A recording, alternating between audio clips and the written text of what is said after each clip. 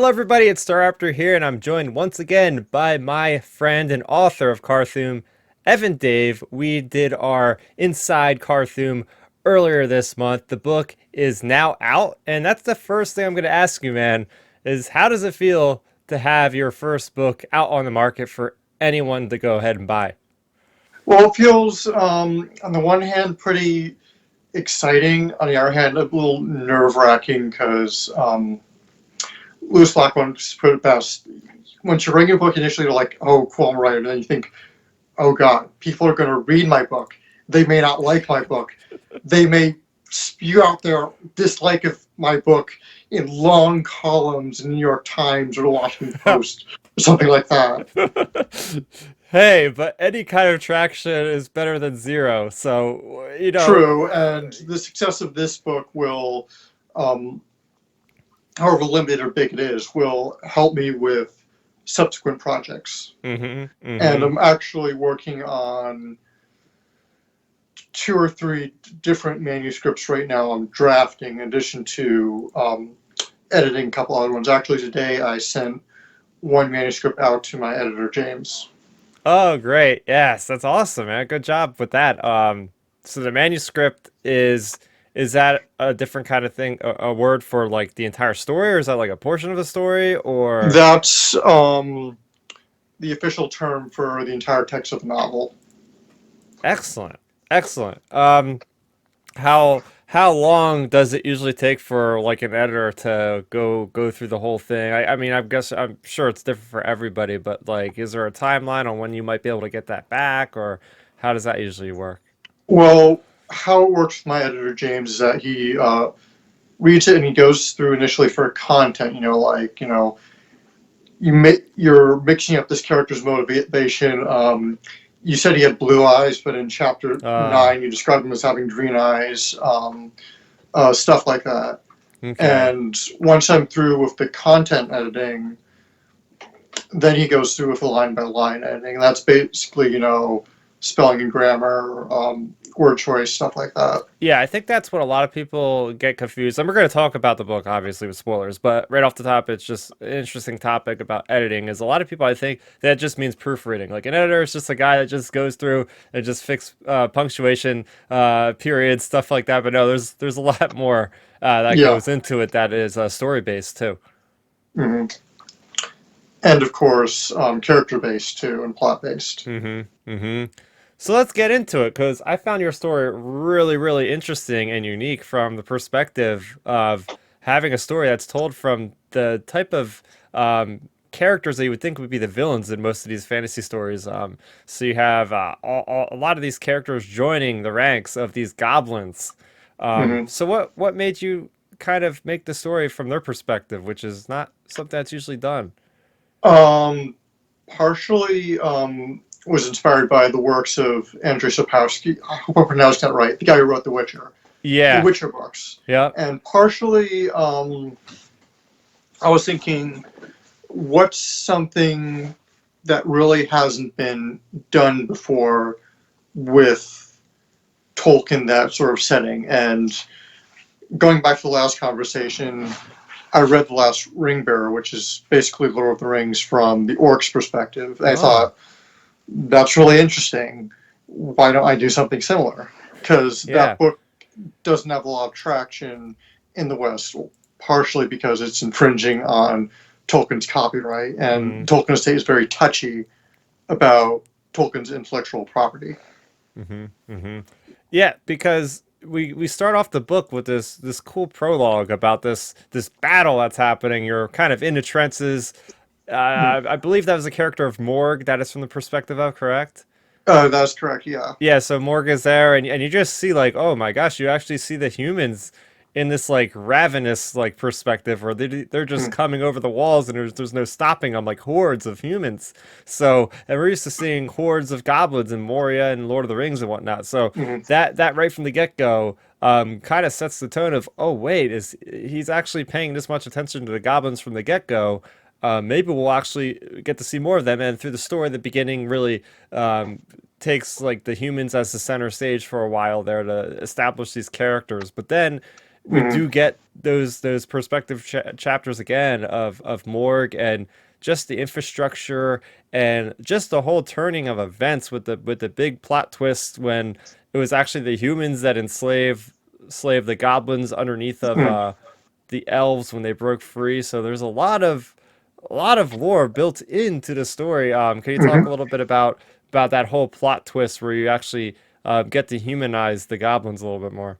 Part of what I was thinking of is when you read the histories of ancient and medieval civilizations, they tend to glorify things while glossing over less seemly aspects. Like ancient Rome, you obviously think about the glory of the Colosseum, the legions, the empire, but you don't really think about about the thousands of slaves that literally supported the society on its back. I mean, granted, you have someone like Spartacus, but Mm-hmm. his romanticization has only been a relatively recent trend in Mm-hmm. terms of Roman history. So I figured if you have this ancient civilization like Moria, what was the thing that dwarves weren't talking about? In the Lord of the Rings films, if you look at the goblin's armor, it's actually modeled after the Balrog. So they don't see it as this demonic figure, they see it as more of a guardian. I mean, in this book, unfortunately, I don't have it here, about the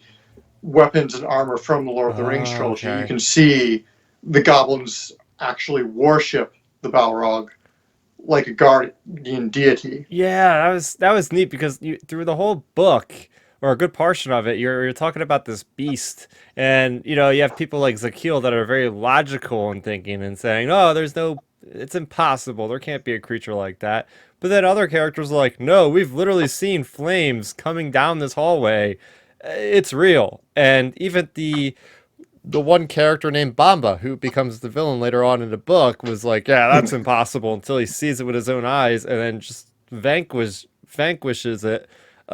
I thought that was a cool touch. That definitely got some Balrog kind of feeling off of him for sure. Uh, I definitely yeah, definitely inspired by the Balrog, and I mean, delve too greedily and too deep. The dwarves were intruding into the Balrog's home. How do you feel if someone just barged into your home looking for some shiny metal? yeah. So when you were developing the story, how far back did you realize there was going to be like a plot twist with the humans and with the goblins? Um, Was that early on, or was that like after you're writing the Not story? at the Or beginning, but I would say very early on when I was writing. I was thinking, okay, I'm writing about this group of adventurers. mm-hmm, They're going into an ancient city. mm-hmm. What can I do differently to make? How do I make this stand out from Tolkien's lore? And I figured, ooh, we haven't heard from the goblins before. Yeah, for sure. There's a lot of death and tragedy in this book, Mm. like almost as much as something from like George R. R. Martin or something. There's a lot of people. We start out with this like fellowship esque group of adventurers, like you just mentioned, and we end up with basically just two alive at the end of Mm. things. Now, were there certain characters that were maybe harder for you to kill off than other ones? Like, how was the process of like went behind like why would you need to kill some of these characters? Like, talk about that process a little bit. Well, partially, certain deaths played certain roles, like Olga and Albert. Their deaths were to show that, oh shit, Bomba is for real. Maury killed him off because I realized, oh, I'm just killing off Goblin Red Church. I need to humanize the Goblin casualties a little more, and I Yeah. figured that's why I should kill Morg at the end. Maybe build up a couple of the other goblins we see off to the side who get axed. Um, I originally wrote Armand as the lead, and I was going to pull a Ned Stark and kill him off and make it shift it to Zach, but they realized Zach was more interesting than Armand anyway. So And then we have the one character that is the female mage who I was like on board with her at first. Kara, right? Is it Kara or Kara? How do you pronounce it? Kara. Okay, Kara. Uh, she's going around and we get introduced to her, and she seemed like a pretty honorable person. But then the more you see of her, the more she just becomes just pretty much evil. Like to the point where she's just like slaughtering these goblins like down below and putting its head on a spike and making them do what she wants. Like, damn, that got dark fast. Yeah, I mean, this obviously was. I finished the first drafts before the infamous final season of Game of Thrones aired, but you could draw some parallels between her and Daenerys. Yeah, I could definitely see that for sure. Um, I like what you did with Bomba. We mentioned him before. This big obese guy. Um, but I like the fact that you kind of turn it on its head. Like you always think of the uber villain as this like very muscular, very strong, has a lot of endurance and stamina, just powerful being.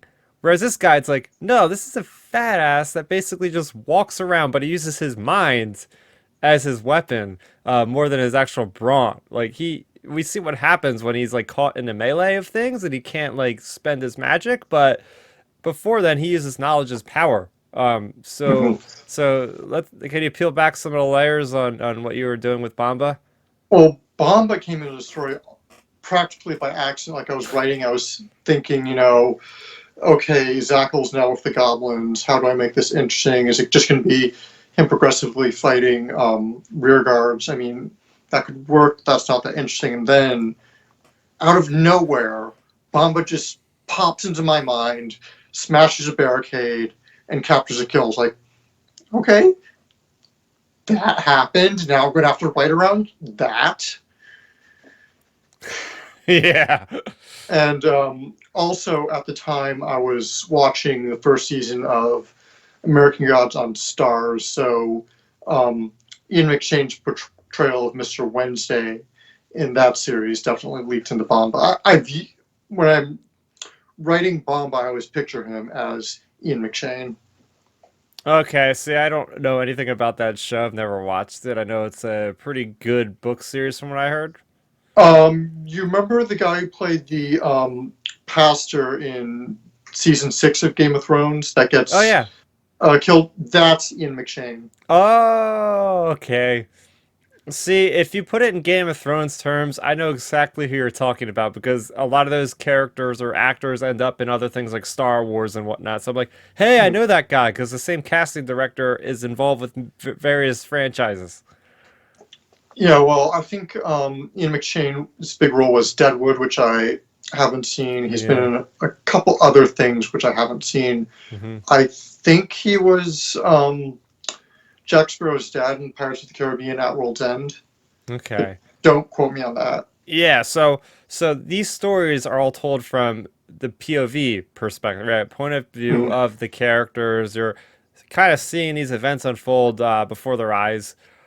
Was there one that was more difficult for you to write as far as trying to make them all feel unique? That's got to be difficult to make it varied and variety. Um, I wouldn't say any of them were more difficult to write, although I will say since Zakil is quite a bit like me, he was definitely easier to write than others. Mm-hmm. Mm-hmm. Talking about one of the characters I very much enjoyed. His name is Jabaris, Jaboris, however you pronounce that. I want to know where his future goes because he's going back to his homeland. Firkland? What is it called again? Fasterka.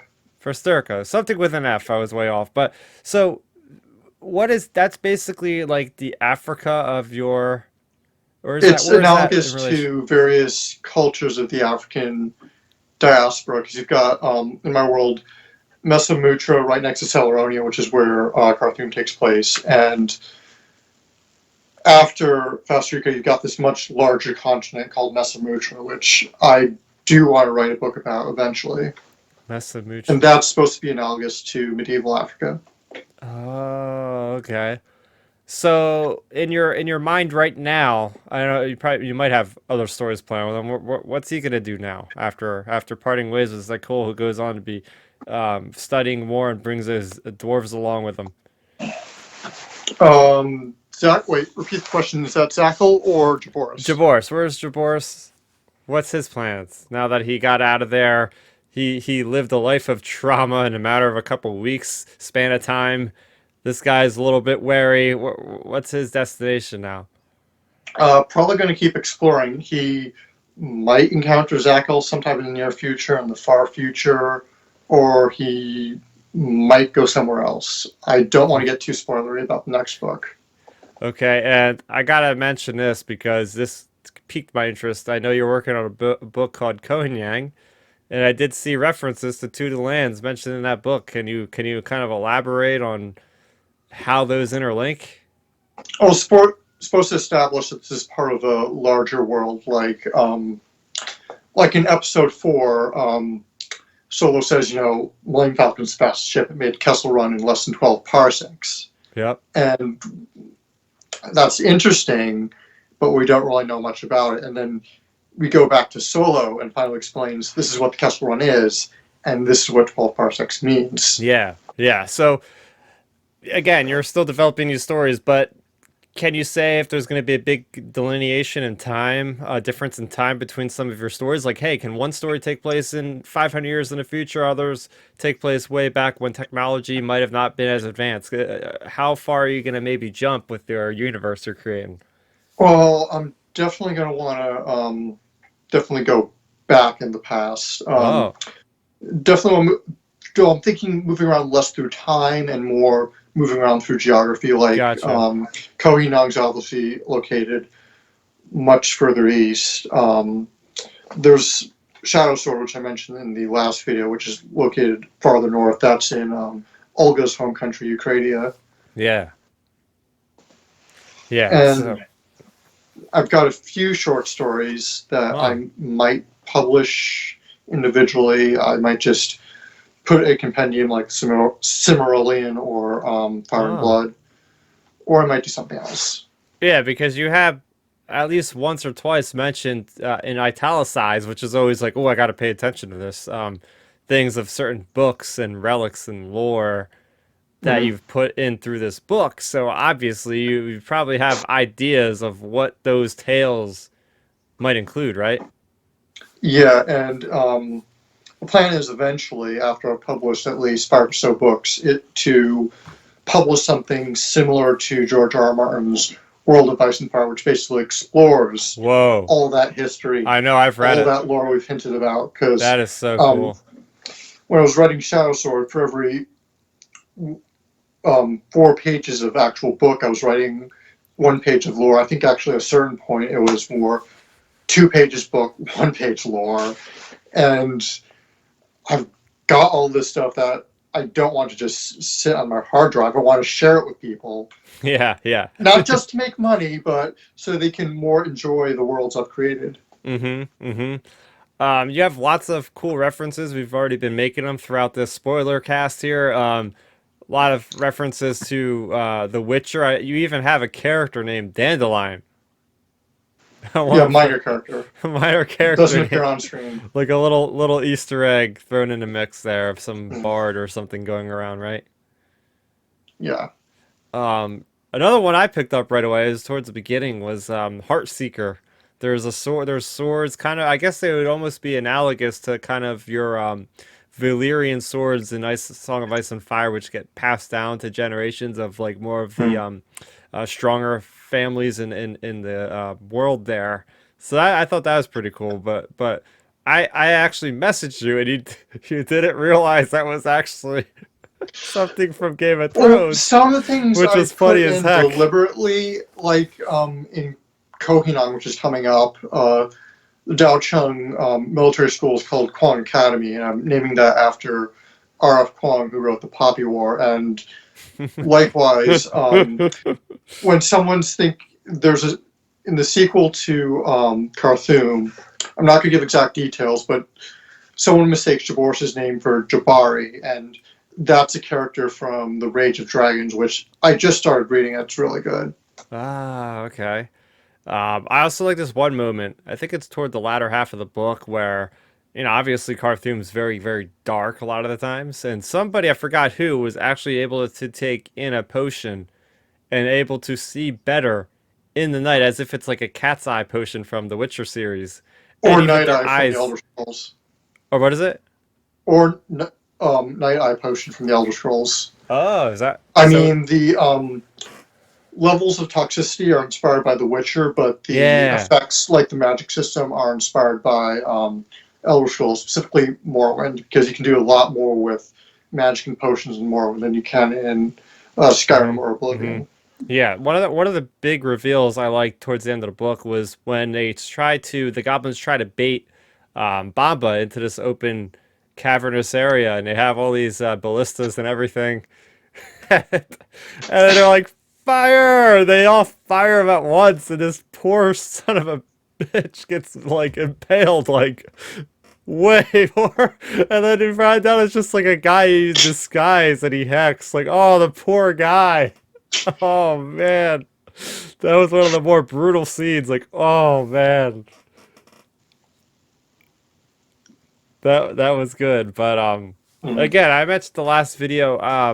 The whole tone of everything with the darkness and the trepidation and the terror of at any given moment the human survivors can get preyed on by these goblins, and I think that definitely sets it apart from a lot of, like you said, you wanted to more spend more time on Moria than we've Mm-hmm. seen in Lord of the Rings, and hey, you have an entire book that actually deals with people being in very dark and arduous cave systems. Mm-hmm.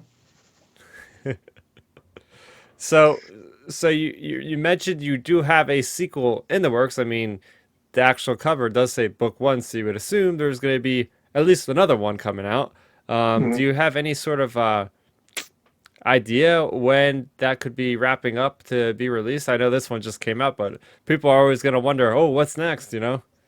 Well, second book, I'm hoping to get a cohesive first draft of that complete by next year, because I'm also working on Kohinong, which I think has a better chance of being traditionally published, and also I've got a couple other books in the works. I'm going to keep those under wraps for now, but sequel's definitely coming along for Car-Thum. Zakil's in it. I'm not going to say exactly where he is, but I will say the two goblins you see coming with him at the Yeah. end, they'll play an important role. Oh yeah. Let's talk about the big moment as well. We're speaking of Zakil, the main character, at least of this book and this story. So he goes back to his homeland, and he's not met with the most the most welcome there, because he went through this Because his crazy ideas are journey. so unorthodox. Yeah, he went through this crazy journey, like was in the middle of this war, was the turning point for the goblins to drive off the humans, and he's welcomed like, oh, this isn't good enough. Bye. Try again. Oh, you want to be a book writer or something, or whatever, that an analyst of just Scholar. items. Well, he wanted to be a scholar, but then they were like, oh, well, you could be this thing now. What was that again? They wanted to force him into a teaching position. Oh, I thought it was something with like archaeology or something. Like they wanted him to like go and Either find items, or teaching position or force him into the archives. yeah, yeah. So it was like, oh, and then they have this pretty cool moment where he's actually able to persuade them. Like, Mm-hmm. look, this is important. You guys have to change. You can't be set in your ways forever, because that's how society eventually ends if people aren't being aware of what's going on. Um, Mm-hmm. can you talk about that decision, about how he was able to persuade them? Well, it's loosely based on my own experiences with academia and why I decided to go into writing as opposed to history, because they're not as much interested in making sure people know what's already out there and sort of developing new ideas in their ivory tower. And it's actually loosely based on experience with my final term paper, where I wanted to write it as creative nonfiction because I was working with oral histories. And initially, my professor was like, "Yeah, that's fine. No, that isn't. Yeah, that's fine. No, that isn't." Went back and forth and back and forth Really? at least half a dozen times until I finally said, "This is what I'm working on so far. Do you think it's satisfactory?" And he looked over and said, "Yeah, it's good." And I ended up getting, well, it was first we were supposed to turn in a rough draft and then a final version, and he was apparently so impressed with the rough draft, he said, "You don't have to bother with final. You can just turn this in." I mean, I did some editing anyway, but Oh, that's always nice. It's like, yeah, well, I don't really have to do much work anymore. It's just edit, proofread, done. Okay, bye. Give me my A and let me get over this. That's cool though. That's cool. Is there okay, so we went over a lot of the characters, surprising moments, big battles. Now, how was there any references to battles that you used as a kind of framework for making some of your skirmishes and whatnot? How does that work? Like your flow with thinking through writing a battle scene and as such. well, I think the most important part about any battle, and this is something that movies and TV don't really get well, actually, or at least one of the most important parts is how the terrain and geography influences the Mm-hmm. action. Like, Mm-hmm. is one army up on a hill? Is one army surrounded on three sides? I mean, we sort of saw that with Battle of the Bastards, where they Bolton's created this mound of death which to Yeah. encircle the Stark forces, Uh-huh. and also saw that little in Blackwater episode of Game of Thrones, where they had to get across the Blackwater, they had to get through the fire, Mm-hmm. and now they have to get up over the walls to seize King's Landing. Yeah, because you really portrayed the chaos of war and battle pretty well. Hmm. At least I believe it was Zakil that actually got trapped underneath dead bodies, and just you see the carnage everywhere. You're very good at describing the corpses lying around, people trying to find a foothold and reaching into somebody's mouth and pulling to try to pull themselves up. Like some of those things, I was like, oh man, that's pretty bad stuff right there. Yeah, well, Um, I've encountered a lot of well, less neat details when reading oral histories of combat and testimonials too. okay, okay, fair enough. Now, is there anything that I didn't ask you that you want to elaborate on that I should have asked you? Um, Not really, not really. All right. All right. So we're going to just wrap things up. If you guys want to look at our other video we did before and earlier in the month, we did an inside Car-Thum, which we went from spoiler-free perspective of you have something you want to say? Actually, if the viewers want to ask me questions, they can in the comment section. Perhaps we could do another video like that. Yeah, so if you guys have questions, you can send them in down below, and then in a future video, whenever that might be, we can go ahead and get those answered from the guy that wrote the book himself.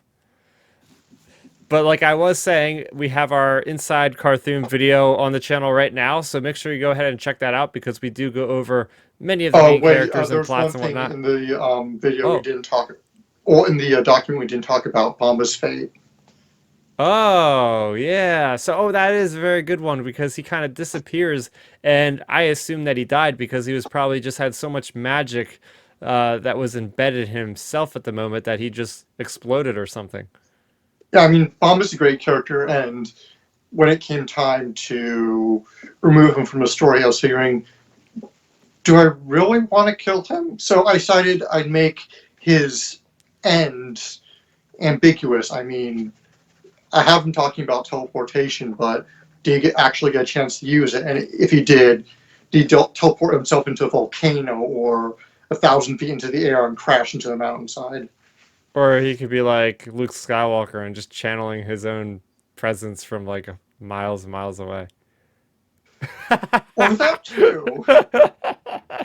Well, there we go. We got the villain's ending is a little bit ambiguous, so take with it what you will, because it seems like, hey, maybe perhaps his story isn't over.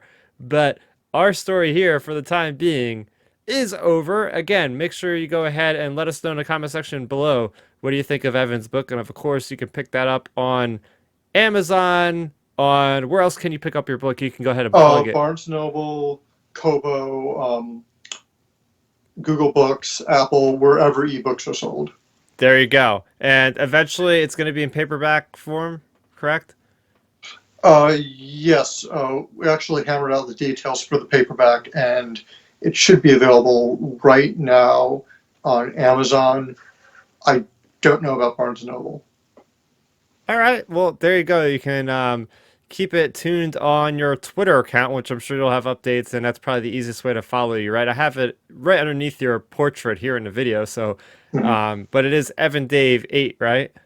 Yes. Okay, so there you go. You can follow him. Make sure you follow him. He's always posting updates about his future books and whatnot, so you can find out all that information from his self right over there. For more on stuff for my channel, of course, stick right here. Make sure you go ahead and subscribe to the channel. That way you'll never miss out on any future content. That's going to do it for me. For Evan, thanks for watching, and go ahead and pick up Car-Thum.